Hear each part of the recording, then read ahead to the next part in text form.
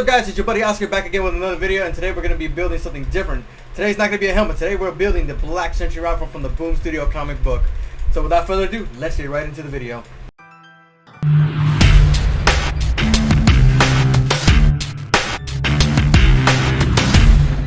As you guys know, if you've been watching a lot of my previous videos and my live streams, you know that I had a raffle not too long ago for the Black Sentry rifle from the Boom Studio comics. And today we're going to be actually building that prop that was won by Nathan Ashcroft. I hope I have his name right. If anything, I'll leave his Instagram right here on the bottom of the screen, and so you guys can even follow him if you like. So we're going to be building that baby out. We printed the file. We actually acquired the file from Nelly on his Etsy store. You guys can go there. I'll leave a link also for that in the description though. That way if you guys want to print one out and you have a 3D printer, there you go, and you can actually use this video to help you out putting all the pieces together and finishing your own rifle for your cosplay. So basically what we're going to do with this rifle, we're going to print it out, sand all the pieces together, smooth it out as much as possible. It's very much easier compared to the helmets because it has a lot of flat surfaces, it's not rounded off. So this is going to be using a lot of other materials, including some epoxy, which I don't use in any of my other builds. This is going to be actually the first time I'm actually going to be using the epoxy for any part of my prop. So we're going to be using it for that. And I know it's going to work because epoxy is actually a very strong adhesive. And you guys can actually use this. I recommend you guys use this for your future builds if you're going to be working with props that you want to glue your pieces together. Alright, now that I purchased the file off the Etsy store, what we're going to do now is take it into my slicer program. Simplify 3D is the one that I use. It's my preferred slicing program that I use. We're going to put it into Simplify 3D, set it up in the way that we want into the several different pieces. It's going to be several different files so that we can put it onto the print bed, print every single thing out, come back down here, start sanding and going to town on this baby, so that way we can get it ready to ship to Nathan so he can receive his prize.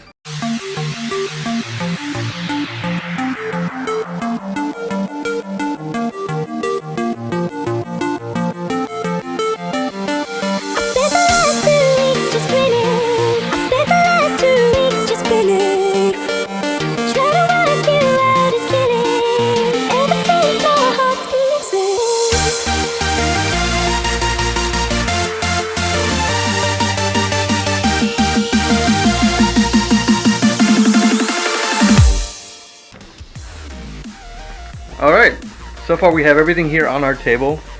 We have our palm sander, obviously our prop, our spot filler, our 2-in-1 primer.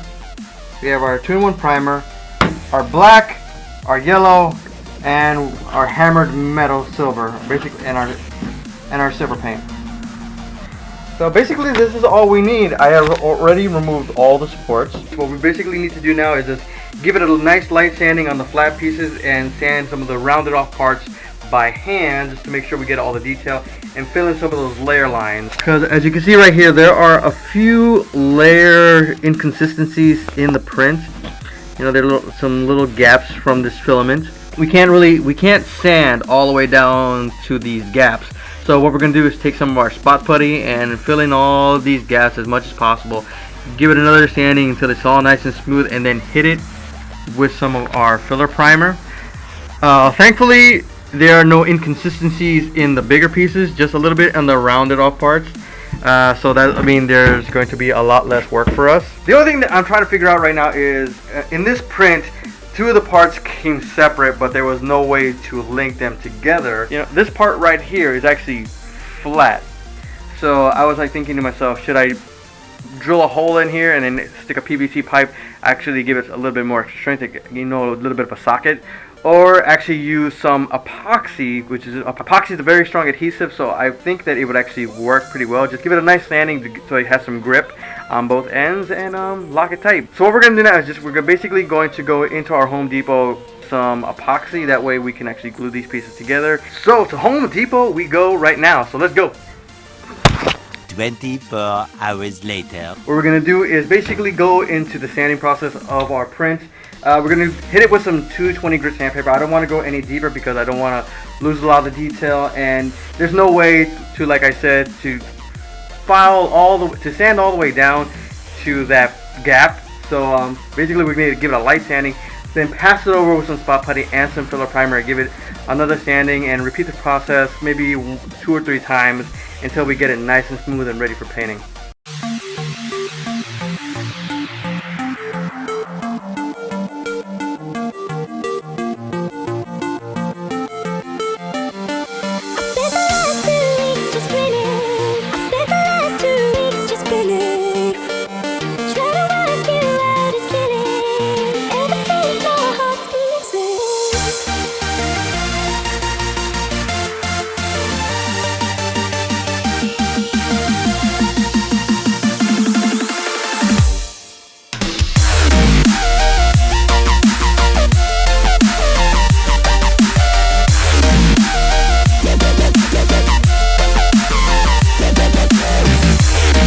You know, besides spot filler, you could also use Bondo on bigger surfaces that don't have a lot of detail.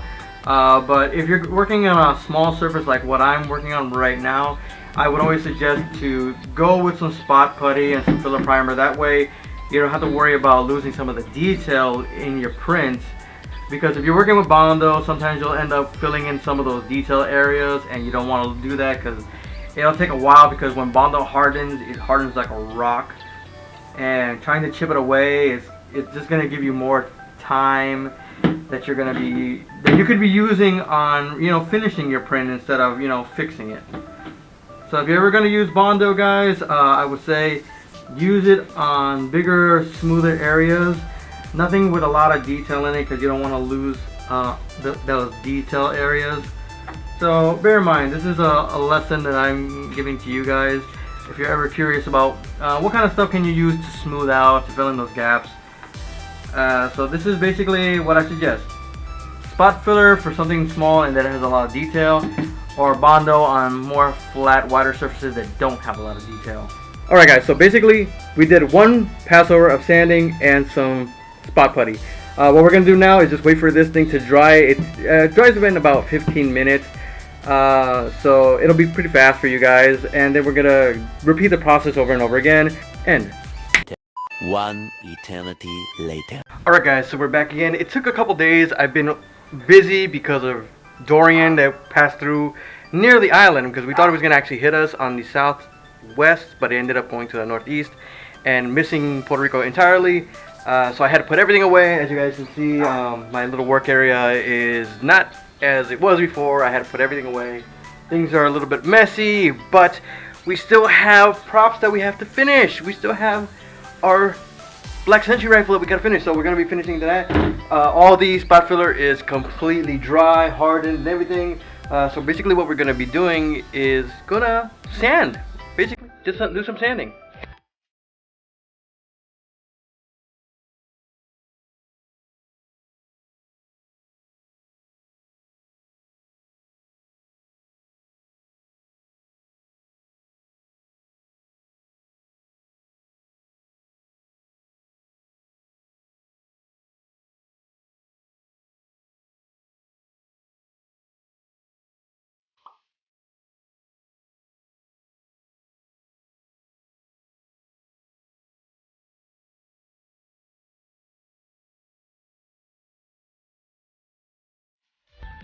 Alright guys, so we finally have everything completely wet sanded, everything is nice and smooth. Basically what we have left to do is painting and glue the pieces together and assure them they're all nice and secure. So what we're going to be using is some Rustoleum black flat paint. I'd rather use the Rustoleum flat black because it gives it a nice smooth finish, yet reducing any shine, because we don't want a gun that's gloss and everything. So what we're going to do is give it a few light coats little by little until it's completely nice. Alright, so then guys, what we're going to do is actually paint the barrel right here. So we're going to add black first, and then we're going to add the silver to the lines right here, as well as to the tip. Alright, so we're going to add it to the head of the barrel, and then right there, we're going to glue it, and then we're going to glue this to this piece right here, and we're going to be all completely done.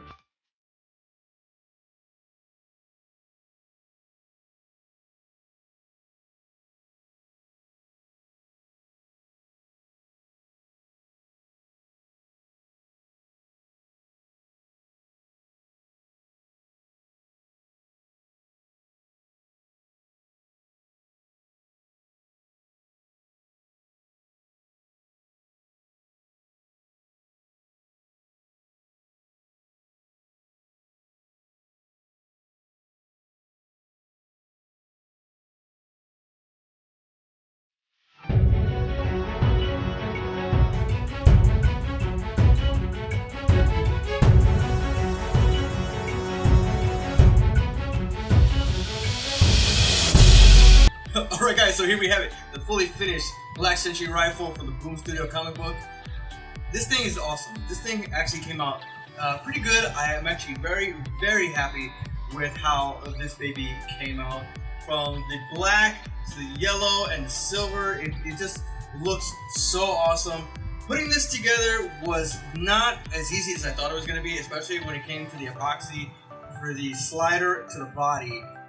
Since there was no place to connect these two pieces, I decided to use an adhesive, and I went with the epoxy because I think Loctite is a good glue, but I don't think it would be strong enough to hold these two pieces together and with constant moving around and everything. So I decided to go with some epoxy, and it actually worked pretty well. It worked nice putting the barrel to the slider. So that's how I did it here, because it only gives that much of a little bit of space to glue. So I think the epoxy actually gives it a lot of extra support. Along with the stock is actually also connected with some epoxy, as well as the eyepiece. The scope is actually attached with epoxy, so it doesn't come off, so you don't have to worry about it sliding or falling off anywhere. The painting was very simple. It was just basic flat black, some silver with a little bit of a matte clear coat on it, just to make sure that the silver doesn't come off in any way.